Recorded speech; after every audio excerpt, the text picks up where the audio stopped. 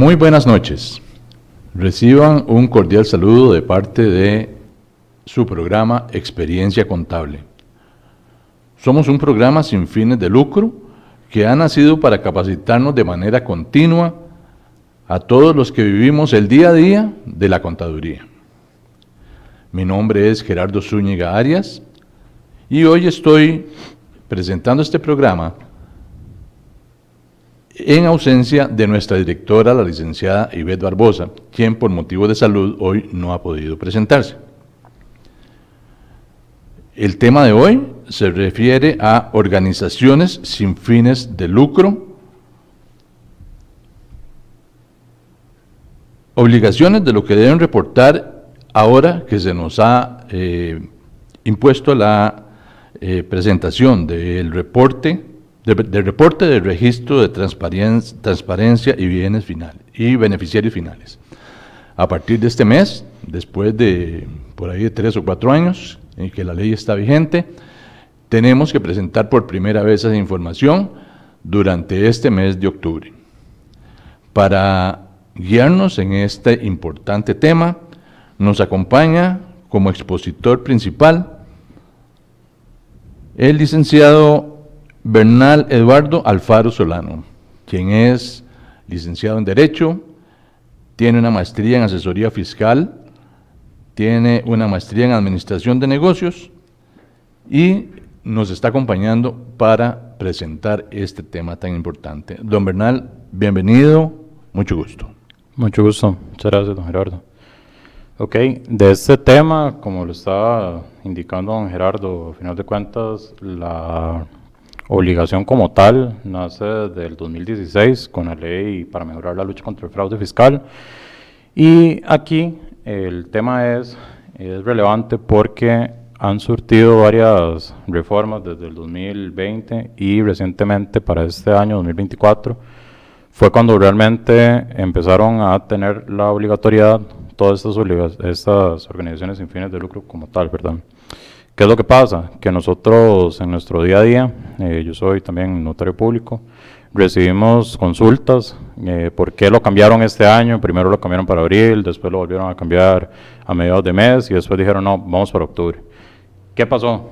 Salió una reforma en marzo del 2024, donde modificaron el reglamento y recientemente el 19 de septiembre de este año, también salió la resolución conjunta, ya fue publicada, y con base en estas normativas lo que vamos a hablar el día de hoy. Excelente. Bueno, para introducirnos en el tema,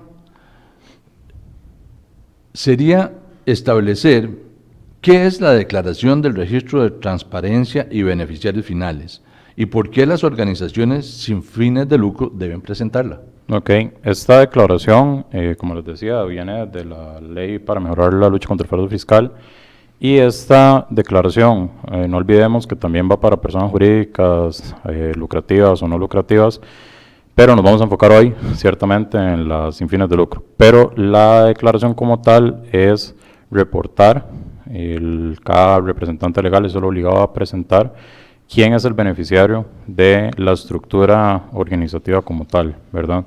Eso para entidades jurídicas que tienen un accionista y demás. ¿Qué pasó? Que a lo largo de estos 4 años, mientras salió el reglamento inicial y hasta la fecha, no se había definido cómo podían reportarse las asociaciones y otras organizaciones. ¿Por qué? Porque este registro lo que hace es indicar quiénes son los propietarios. En el caso de una asociación, tal vez para los que nos están escuchando, pueden pensar en una asociación, por ejemplo, no sé, vamos a poner un ejemplo, un hogar de ancianos. ¿Quién es el dueño? ¿Verdad? ¿Quién realmente quién es el propietario? Que sí, que hay una junta directiva, pero ¿quién es el dueño? ¿Verdad? Este tipo de organizaciones como tal no tienen un propietario porque se supone, en principio, que son sin fines de lucro, ¿verdad? Entonces no hay una persona en específico que es el dueño, no le llamamos a nadie dueño como tal. Para organizaciones religiosas también, ¿verdad? Aplica lo mismo, se supone que no hay un propietario como tal. Entonces esto es lo que significa como tal la declaratoria, y para este periodo, para 2024, es que empieza a regir para las sin fines de lucro. Entonces las reglas cambian un poco, pero para resumirle, ¿qué es la declaratoria? Es una declaración informativa a nivel tributario, que lo que se hace es una declaración jurada. Más adelante lo vamos a ver en la presentación como tal. Lo que se hace es una declaración jurada que le corresponde al representante legal indicar cuál es la estructura que está detrás de esa persona jurídica, y para estas entidades sin fines de lucro lo que va a hacer el reporte es un poco diferente, es reportar quiénes son los miembros de junta directiva, los ingresos, los egresos, quienes reciben las donaciones, que eso más adelante lo vamos a ir viendo. Yo entiendo que el sistema, que entiendo que lo maneja el Banco Central, correcto, es una plataforma que ellos tienen para eso, es una declaración que se tiene que hacer únicamente vía electrónica. Correcto. No hay formularios que llenar, manuales, ni nada de eso, sino que es exclusivamente vía electrónica. Correcto. Sí, justamente aquí en la presentación podemos ver qué es como tal. Es un sistema creado por el Banco Central de Costa Rica, efectivamente, y únicamente se hace por medio de firma digital. Esto es importante, ¿por qué? Porque hasta hoy tal vez no había ninguna obligación, o tal vez podían firmarse contratos de forma manual. Para los representantes de este tipo de asociaciones que no tienen lucro como tal vez, si hablamos de firma digital, pueden que no tengan. Okay, entonces, ¿cómo se obtiene esto? ¿Qué es? ¿Verdad? La firma digital no es una imagen escaneada de su firma, ¿verdad? Eso es lo que primero hay que empezar por ahí. Que esto pasó mucho en el 2019-2020, cuando se hizo el primer año que era obligatorio para todas las sociedades mercantiles, ¿verdad? Entonces, la firma digital como tal es una tarjeta física, ¿verdad? Que lo que hace es que esto es un documento que va asociado a la persona física. No es que la asociación tiene que sacar firma digital, sino que es el representante, con su condición de representante en el registro, le va a vincular el usuario de la persona física con el nombramiento que tiene, ¿verdad? Entonces, ¿cómo se obtiene? En el sistema bancario nacional hay distintos bancos, no me voy a poner a decir ni bancos privados ni públicos, pero diferentes instituciones financieras también. Ahí se obtiene, tiene un costo, no es gratuito, y solo la pueden obtener personas físicas costarricenses y residentes con documento de identificación migratoria o DIMEX. No se puede extranjeros con pasaporte, temas normativos no se puede. ¿Y qué pasa si, por ejemplo, estamos hablando de, no sé, un día de estos estaba hablando con una asociación que tiene intereses para las personas angloparlantes? Entonces, ¿qué significa eso? Que muchas de las personas que están dentro de la junta directiva no son costarricenses, porque la idea es que tienen beneficios específicos para un tema de Estados Unidos. Si el representante, en ese caso, es una persona extranjera que no es residente en Costa Rica, tiene que otorgarse por parte de la asociación un poder a un tercero para que sea el que presente la declaración con firma digital, ¿verdad? La firma digital, como les digo, solo se puede obtener en el Sistema Bancario Nacional como tal, y lo que se hace es que la firma se vincula en persona física y el registro vincula el usuario como tal. En términos generales, el sistema es amigable, vamos a ver, tiene que tener acceso a internet, tiene que tener instalado el software para poder utilizarlo, y ya con la firma digital como tal se puede ingresar. Muy bien. También hay un requerimiento ahí de que para poder presentar la declaración, previo a presentarla, hay que hacer una suscripción en un portal relacionado con el sistema que tiene el Banco Central. Correcto. Esto básicamente es al inicio, cuando se ingresa con la firma digital del representante, lo que se tiene que hacer es llenar la información general de la entidad a la que va a presentar la información. Entonces, ¿qué solicita? Número de teléfono, dónde está ubicada, el correo electrónico y quién es el representante. Con esta información ya se puede empezar a hacer el registro. Para esto no requieren notario. Cuidado, yo siempre digo, ¿verdad? Es mejor hacerlo con asesoría, ¿verdad? Pero técnicamente no es una obligación adicional de que sí o sí tiene que hacerlo con un asesor legal, ¿verdad? Se puede hacer, yo recomiendo, obviamente, un tema de tener cuidado, porque como les vamos a explicar, esto es una declaración jurada, ¿verdad? No es de que yo puedo llegar y decir, bueno, ya la presenté y ahí está la información. No, es una declaración jurada, tiene índole de temas tributarios, entonces es una declaración jurada que se tiene que llevar con información verídica. Entonces sí, se hace la suscripción, se hace en el mismo portal, es el primer paso, y cuando uno ingresa con la firma digital del representante, el sistema le dice, ok, vamos a registrar o suscribir la sociedad, o la entidad o la asociación, lo que sea. Con el número de cédula jurídica, el representante tiene que estar con un nombramiento vigente en el registro nacional. ¿Para qué? Para que lo que les estaba comentando, la firma es de la persona física y para que el sistema haga match o vincule entre, ok, está esta persona física, Juan, ¿verdad? Cédula 111111 y es representante de la asociación Pro Mejoras de X, ¿verdad? Cédula 3002 X, entonces lo que hace es vincular en el sistema y le pone check y ok, si puede proseguir y si es representante. Si por ejemplo, nadie en la junta directiva tiene firma digital y lo tiene un fiscal o lo tiene el tesorero, si no tiene representación, no puede presentarlo, salvo que tenga un poder. Igual, si estoy hablando, tal vez ahí técnico, así, en los comentarios, si hay alguna pregunta, con mucho gusto, ¿verdad? No, entonces en esto tenemos que entender que la persona que firma tiene que estar inscrita en el registro de sociedades, con su poder y, en fin, todo tiene lo que estar legalmente debe tener un representante legal. Correcto. ¿Qué es lo que pasa? Que eso es importante. Muchas asociaciones tal vez no se reúnen, tal vez no están muy activas y dejan que el nombramiento se venza. Si el nombramiento está vencido, entonces hay que volverse al paso 1. Nombrar una representación con la cédula jurídica activa, que tengan la representación dentro del periodo donde se va a presentar y ya con eso se puede realizar. Considerando que la declaración hay que presentarla en este mes de octubre. En este mes. ¿Qué tan eficiente es el sistema para ir a registrar a una persona que se le venció su nombramiento? ¿Puede hacerse eso rápidamente como para terminar antes del 31 con todo el proceso? Como todo, y justamente por eso la idea del programa de hacerlo hoy, para que se tenga un lapso bastante, pues casi que todo el mes. Sí se puede, ¿verdad? Hay que respetar, y eso es como un asterisco, y como dicen los abogados siempre, ¿verdad? Y como decimos, depende.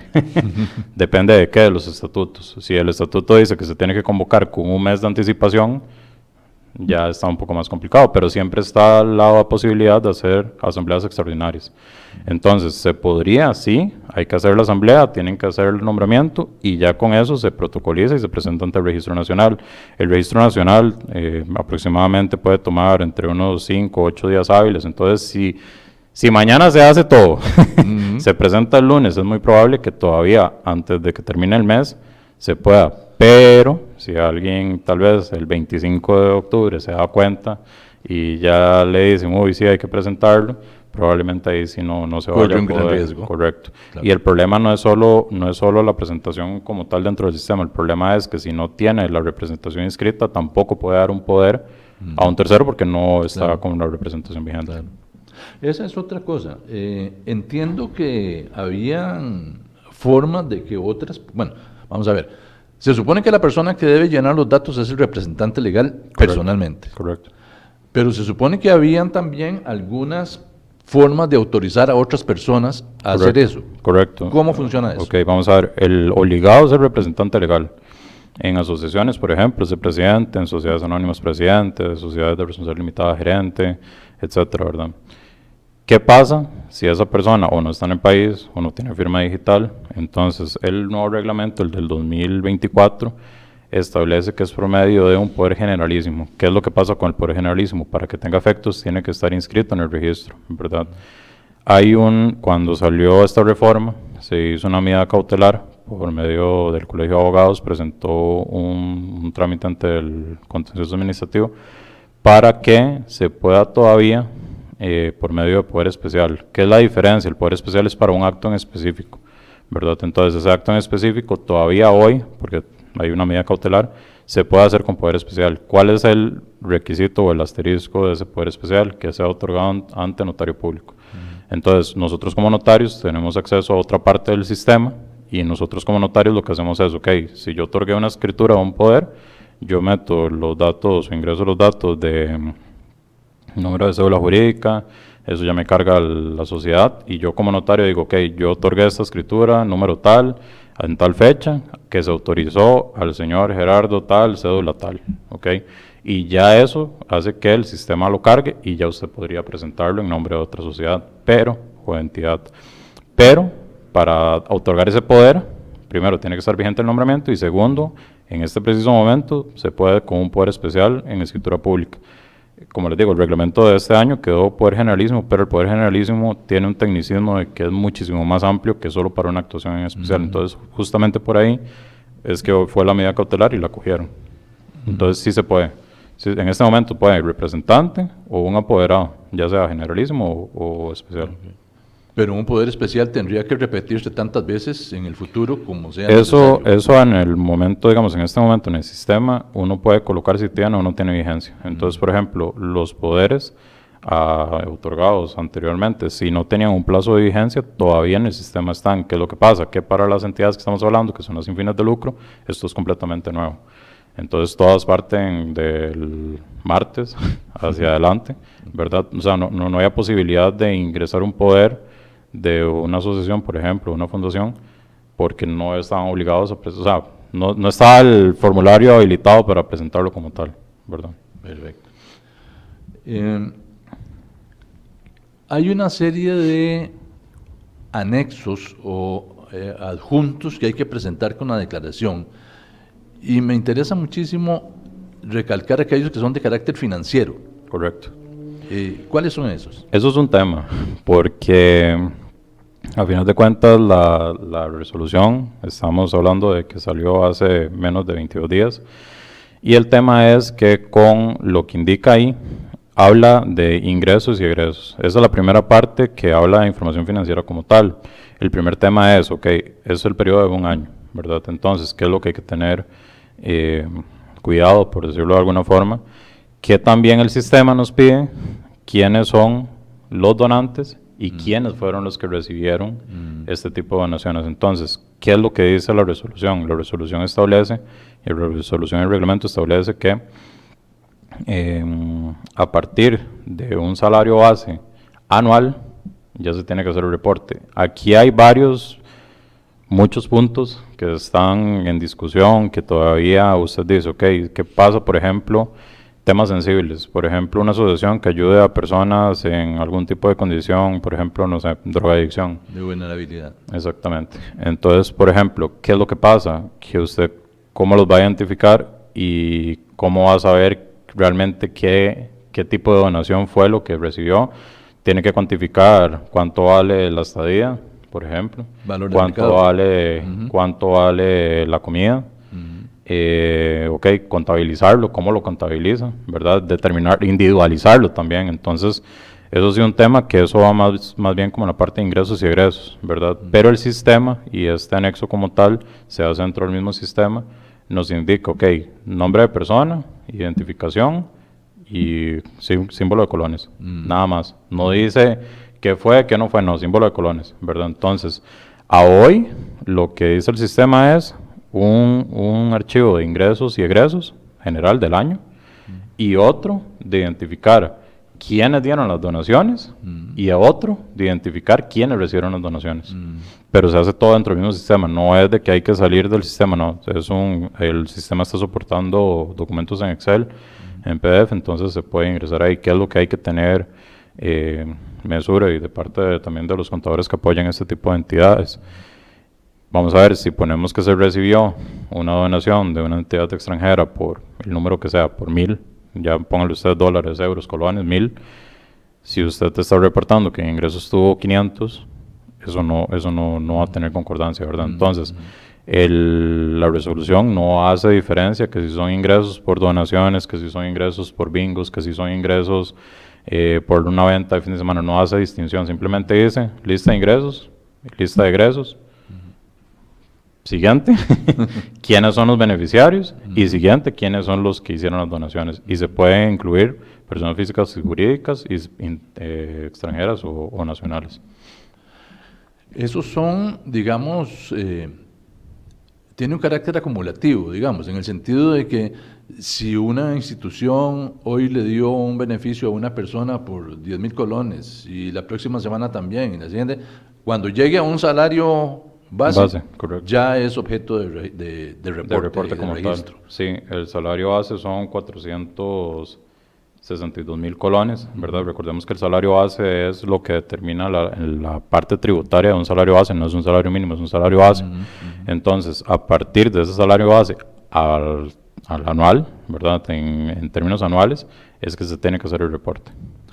Ok. Eso implicaría entonces que los contadores que estén manejando este tipo de asociaciones deberían establecer registros apropiados para mantener un registro anual por persona de lo que cada uno va recibiendo o va aportando. Correcto, justamente. Con el fin de mantener mantener en la mira que en el momento que llegue al salario base tiene que reportar. Correcto, justamente eso fue una pregunta que nos hicieron ayer, de todo este tema de que las asociaciones, entonces tenemos un cliente que es una asociación para temas de bienestar animal.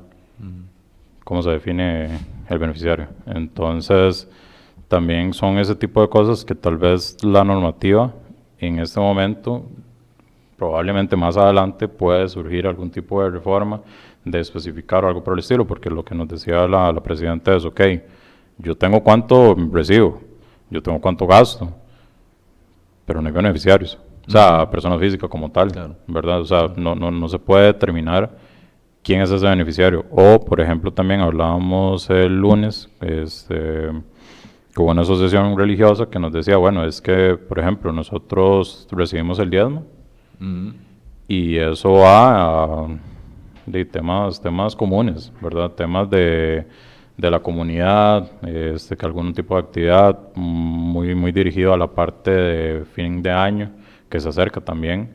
Entonces, ¿cómo definir eso, verdad? Tengo aquí una pregunta de una persona que nos está consultando. Dice, las asociaciones de cuidado de adultos mayores que recibimos dinero de la Junta de Protección Social, FODESAF, CONAPAM, ¿cómo funciona ahí la cosa? También ahí se recibe el dinero, eso como les digo, tiene que ir cruzado, partida doble, como le dicen los contadores, ¿verdad? Tiene que ir cruzado en la parte de ingresos y tiene que ir cruzado quién fue el que hizo la donación.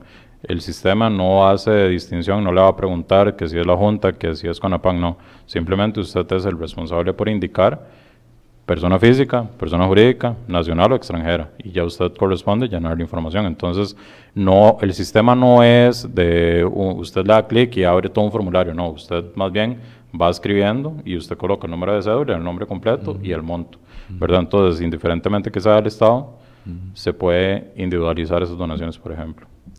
Ok, vamos a ver. Hay algunas organizaciones que reciben fondos de la Junta o incluso el Estado, el Ministerio de Trabajo, por decir algo, mediante un contrato que tienen escrito o un acuerdo suscrito con base anual y con base en el presupuesto de los premios de las loterías, por ejemplo, de la Junta de Protección Social. ¿Eso se considera una donación para este efecto? Sí, correcto. Donación es todo lo que es a título gratuito, ¿verdad? Entonces, a efectos legales, donación podría entrar por ahí perfectamente y tenemos identificado quién es la persona física o jurídica que lo está realizando, ¿verdad? Hay que tener cuidado nada más, más adelante lo vamos a ver en la presentación como tal, que hay unas excepciones, por ejemplo, las asociaciones de desarrollo, que estas son las que van con DINADECO. DINADECO es la Dirección Nacional de Desarrollo de la Comunidad. Entonces, digamos, si son ese tipo de asociaciones que reciben por ley un porcentaje de las municipalidades, ese tipo de asociaciones, ahorita lo vamos a ver, no están obligadas, es una excepción dentro de la normativa como tal. Entonces, dependiendo del tipo de asociación que sea, si no está dentro de las excepciones, que ahorita lo vamos a ver, tendría que reportarlo de igual manera. Muy bien.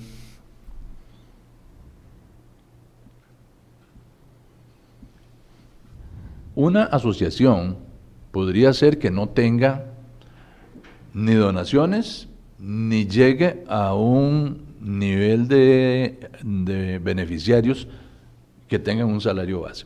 Correcto. Aun cuando no tengan ese tipo de reporte financiero, digamos, siempre tendrían que presentar la declaración. Sí, correcto. La normativa no hace ese tipo de excepción, no dice, bueno, de tanto a tanto, porque no es una declaración que genera un pago como tal, es una declaración informativa. Entonces, la normativa es clara. Entonces, si por ejemplo, nadie le hizo donaciones, igual tiene que reportar la parte de los ingresos y los egresos, si tuvo o no tuvo, porque perfectamente puede ser que no se moviera nada. Puede ser, ¿verdad?, que si no se está moviendo ni ingresos ni egresos, también ver la posibilidad de disolverla, si ya no se está usando, si ya cumplieron los fines, ¿verdad?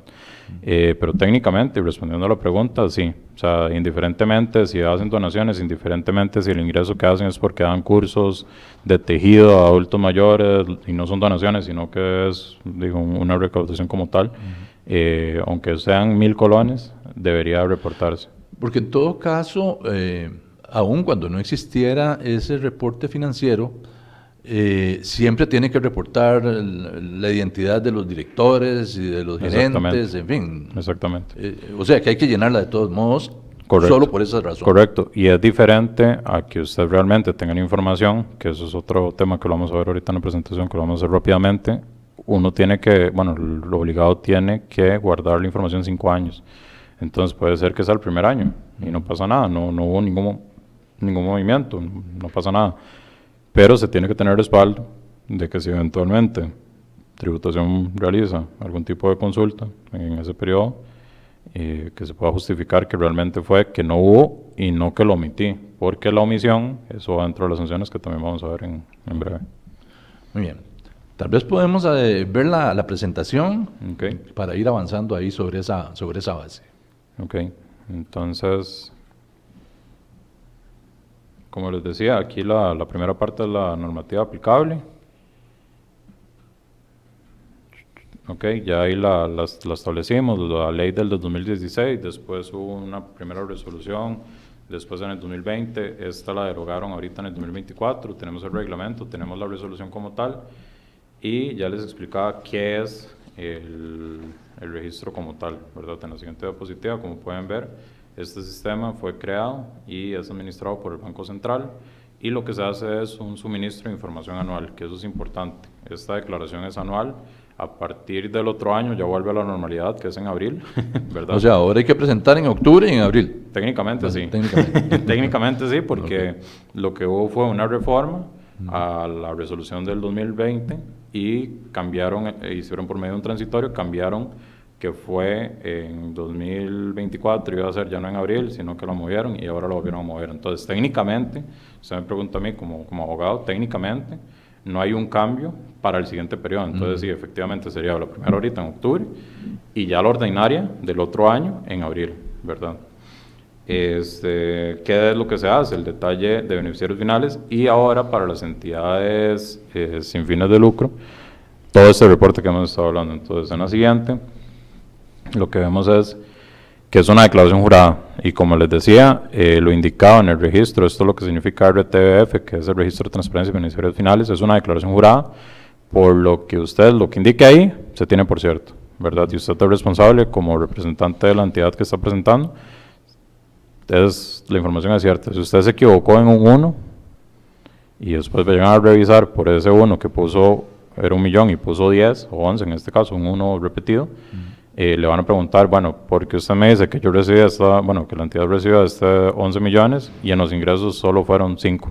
¿Verdad? Entonces hay que tener cuidado, no hay que presentarlo, como decimos a los ticos, no hay que presentarlo a la carrera, ¿verdad? Hay que tener cuidado, hay que tener la información.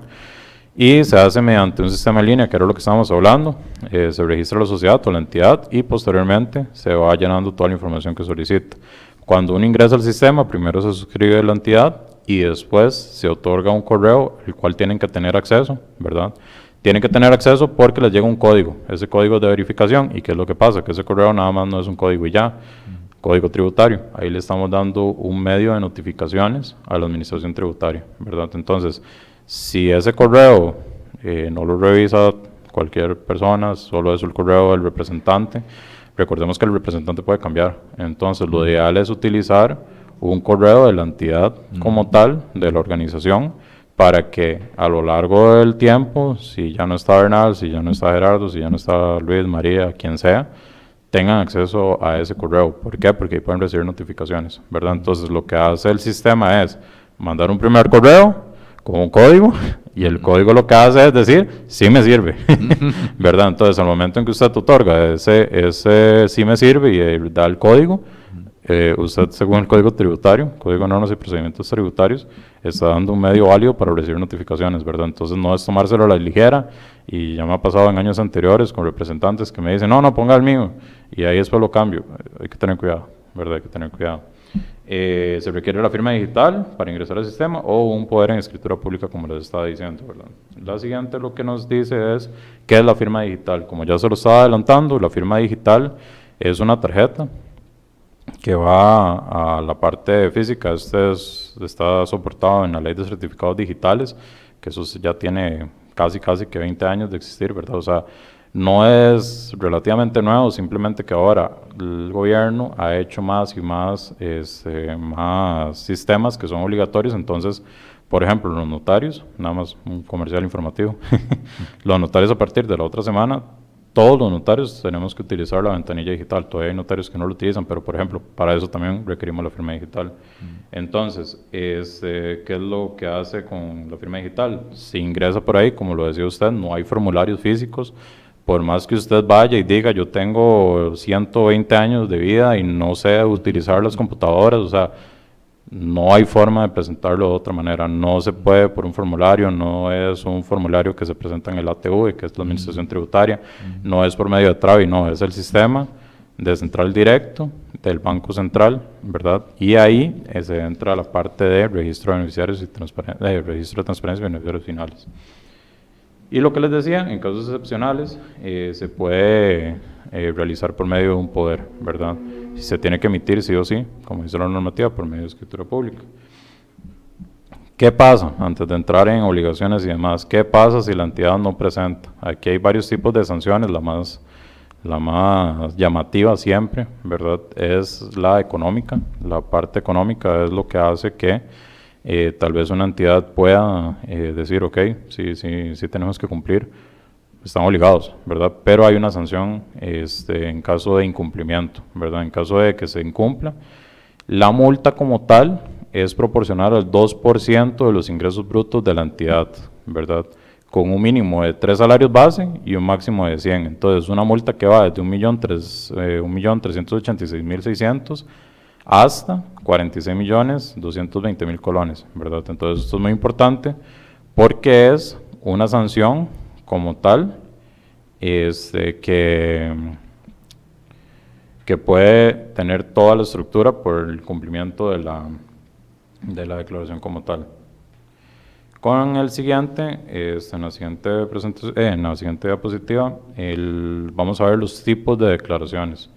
¿Por qué? Porque hay varios tipos de declaraciones que se pueden hacer. La ordinaria, en este periodo, es 2024, como le estaba diciendo, pero normalmente es en abril. Entonces, tenemos la declaración ordinaria, que esa es la que se presenta año con año, y hasta este año 2024 fue que le corresponde a las entidades sin fines de lucro. Esta va a ser la primera ordinaria de las asociaciones sin fines de lucro. Exactamente, de las entidades sin fines de organizaciones sin fines de lucro. Ok, hay otro tipo de declaración que es en caso de reciente inscripción. ¿Qué significa eso? Si, por ejemplo, usted llega el 1 de noviembre, ya pasó el plazo para presentar la declaración, okay, pero el 1 de noviembre constituye una asociación nueva, entonces técnicamente tiene 20 días hábiles para hacer el primer reporte, ¿verdad? Entonces, ¿por qué eso es importante? Eso aplica tanto para personas jurídicas mercantiles o como sin fines de lucro. ¿Por qué eso es importante? Porque puede haber un cambio, en la Constitución puede haber un cambio y eso se tiene que reportar al sistema del Banco Central y al final de cuentas es información tributaria como tal. Entonces son 20 días hábiles a partir de la inscripción o en caso de una reinscripción. Hablando de estatutos, si una asociación tiene una asamblea en el mes de julio, por decir algo. Correcto. Y cambia su representante legal porque el presidente se eligió a otra persona, lo que sea. Eso es la número 5, que ya la vamos a llegar ahí, pero se lo adelanto, se llama extraordinaria, es una declaración extraordinaria, que esto aplica para entidades que tengan capital, si cambia un 15% cuando sea, en el periodo del mes que sea, igual se tiene 15 días hábiles para hacer un reporte, y para las organizaciones sin fines de lucro cuando cambia la junta directiva. Entonces, por ejemplo, si la asociación se reúne en marzo, tiene que hacerla en marzo la extraordinaria y en abril la ordinaria, ¿verdad? O sea, la normativa como tal lo que dice es cuando hay un cambio de junta como tal. ¿Por qué?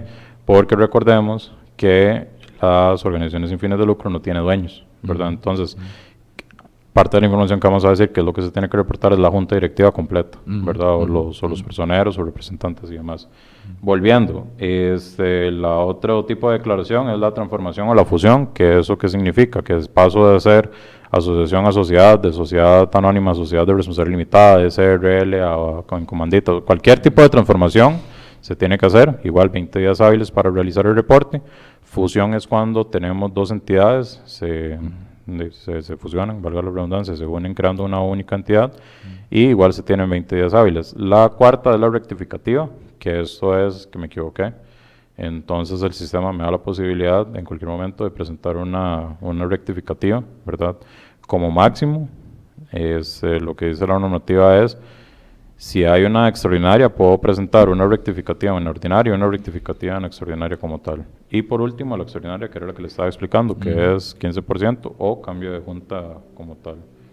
O en caso de que también haya aumentos de capital y demás como tal. Ahora sí, ¿cuáles son los sujetos obligados? Sociedades mercantiles, fideicomisos privados, que también es la primera, ahorita no estamos hablando de eso, pero también esta de octubre es la primera vez que tienen que presentar. Las organizaciones sin fines de lucro, que ese asterisco es para decirle textualmente lo que dice la normativa, y administradores de recursos de terceros, que tampoco lo vamos a hablar hoy, ¿verdad? ¿Quién es el responsable? Como hemos hablado, el representante legal. Entonces, ¿qué es lo que dice la normativa como tal? El concepto se entiende como aquellas instituciones cuya actividad esté vinculada a la recaudación o el desembolso de fondos para cumplir con propósitos benéficos, religiosos, culturales, educacionales, sociales, fraternales, o para llevar a cabo otros tipos de buenas obras, incluyendo las organizaciones sin fines de lucro asociadas, entendidas estas como sucursales extranjeras de organizaciones sin fines de lucro internacionales. Ok, entonces a partir de este 2024, lo que entre ahí, tienen que presentar. Entonces, ahora nos preguntaban, fundaciones. Bueno, pues técnicamente no está dentro de las excepciones, que ya las vamos a leer. Las excepciones, lo que dice son asociaciones de desarrollo integral, que estas las que les decía de INADECO, las asociaciones de desarrollo comunal, ¿verdad? Las asadas, que son un tema del acueducto y alcantarillados, las temporalidades de la Iglesia Católica. Aquí recordemos que el gobierno es, a nivel de la Constitución Política, la única que tiene este tipo de beneficios es la religión católica como tal. Pero son las que están vinculadas directamente a la Iglesia Católica. No es de que porque si mi asociación es de fines católicos, entonces no. Sí. Tiene que ser vinculada propiamente a lo que es a la jerarquía. Exactamente, exactamente. Después, otras de las excepciones, sindicatos y las federaciones de sindicatos, condominios. ¿Por qué? Porque condominios, a final de cuentas, es un tipo de organización, pero los dueños son los condóminos son los propietarios de las fincas filiales, pero realmente no es una estructura que haya como un reporte todavía de momento a hoy. Están dentro de las excepciones, partidos políticos, fondos de inversión y cualquier entidad creada por una ley especial cuando la propia ley exima de cumplimiento de obligaciones tributarias, porque esto es una obligación tributaria. Okay. En la siguiente, ahora sí vamos a hablar. ¿Cómo entran ahí las cooperativas? Las cooperativas entran sí, ¿no? sí, están obligadas y asociaciones solidaristas también, para que pongan atención. Las asociaciones solidaristas lo que tienen es un reporte igual de ingresos y gastos, y ahí volvemos al mismo punto, no hay dueños, entonces entra dentro de organizaciones, ¿verdad? Como tal. ¿Qué es el lucro para términos legales como tal que usted está haciendo esa entidad jurídica para generar algún tipo de actividad comercial como tal? ¿Qué es lo que pasa? Que a veces, sin que sea un tema después, ¿verdad? A veces hay personas que creen que hacer una asociación pueden generar ingresos y que no hay que reportarlo, ¿verdad? Entonces, esto justamente, recordemos que la ley se llama Ley para evitar el fraude fiscal. Entonces, si hay alguien que está haciendo esa estructura por medio de una asociación para no ser una sociedad, porque es que es diferente, pues no, ¿verdad? Aquí va el fin en específico. Entonces, ¿Qué es el tema de la declaración? Ahora sí, en concreto. Se tiene que identificar los miembros de junta directiva. Con esa identificación nos referimos a identidad, nombre completo, número de cédula, un correo electrónico, un número de teléfono, si es o no es costarricense, si tiene pasaporte, cuándo vence el pasaporte, ¿por qué? Porque aquí entra el tema de la información cruzada. Si estamos hablando que es para evitar el fraude fiscal, si yo tengo una entidad que yo soy el dueño y de repente tengo una asociación que soy el único donante y que soy el único beneficiario en otra sociedad, ahí podría verse como un esquema que la administración tributaria podría decir, ok, ¿qué está pasando ahí? ¿Verdad? Entonces justamente eso es la importancia de por qué la junta directiva le van a pedir esta información. Y es toda la junta directiva, la normativa no dice, no, el presidente no, es toda la junta directiva. Toda la junta directiva. Ok.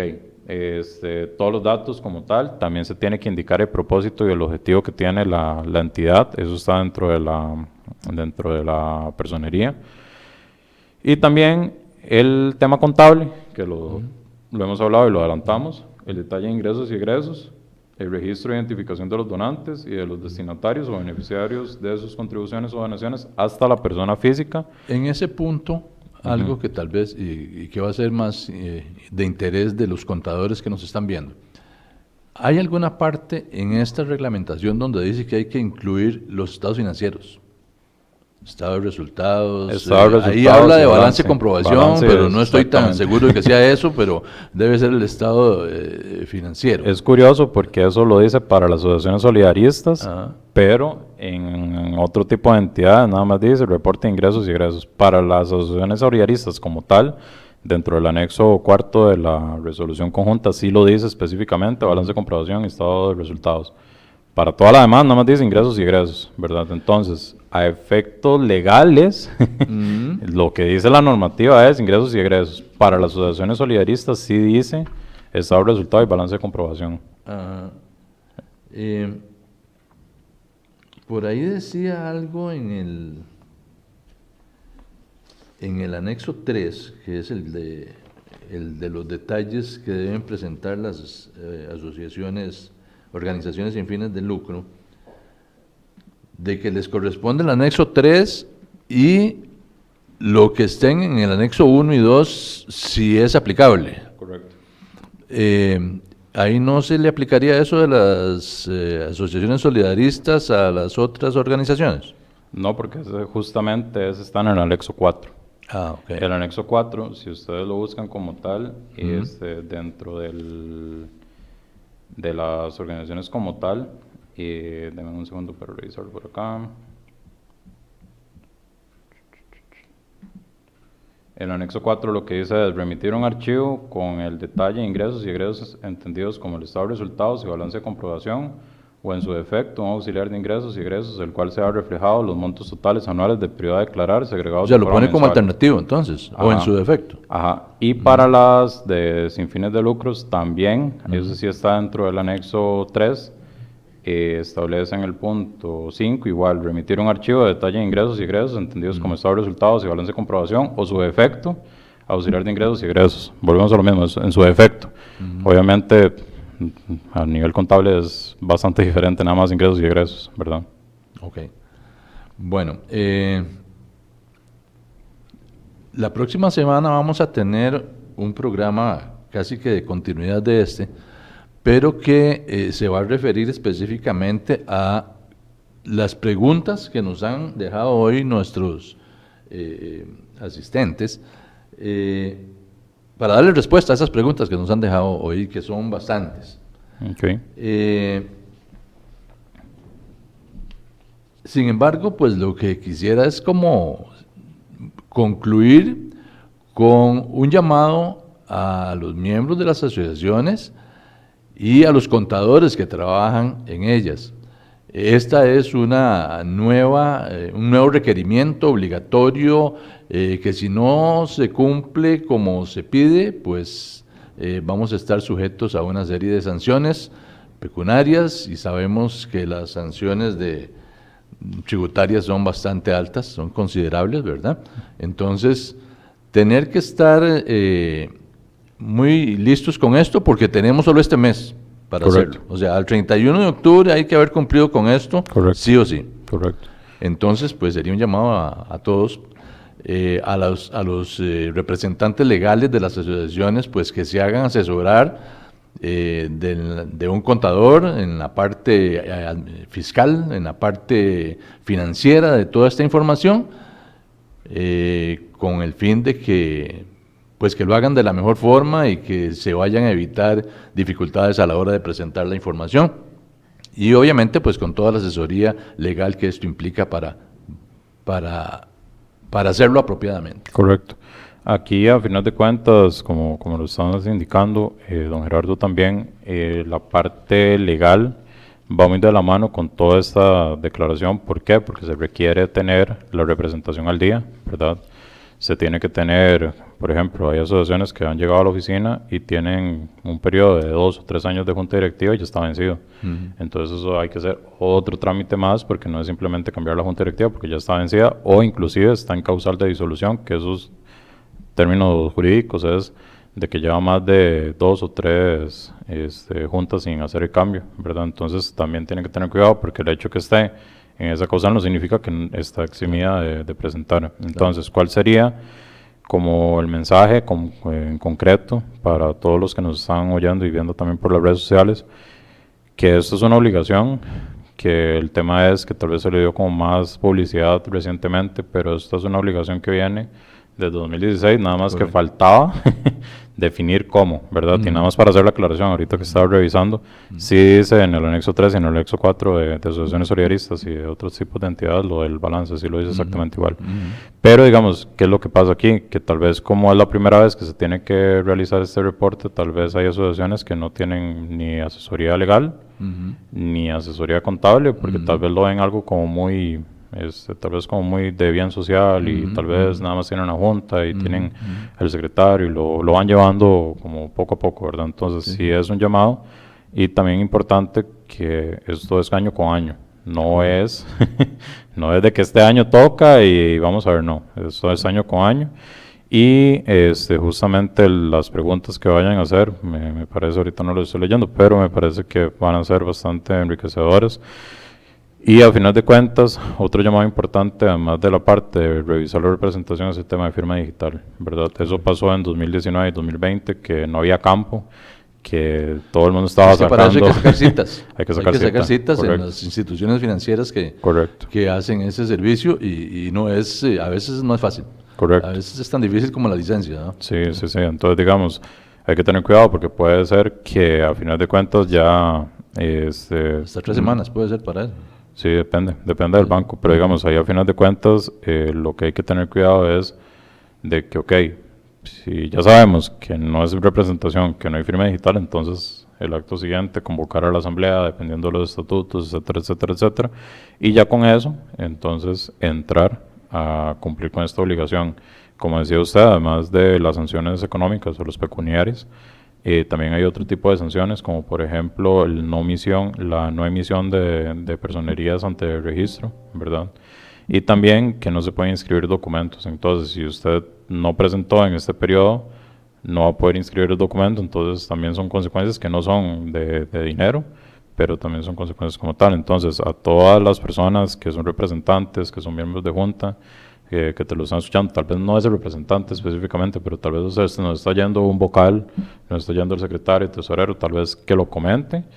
Y, por ejemplo, si hay asociaciones que ya se han acercado en estos días a realizar la declaración y demás, entonces tal vez puede ser que sí estén enterados, pero no necesariamente lo estén como tal. Es correcto. Bueno, pues entonces un llamado a la acción, ¿verdad? Porque hay que moverse ya, si es que tenemos situaciones que nos impidan cumplir con este requerimiento, y poder actualizar la información y registros que sean necesarios.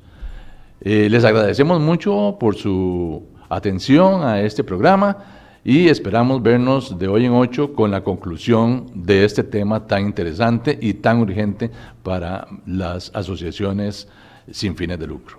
Muchísimas gracias y muy buenas noches. Muchas gracias.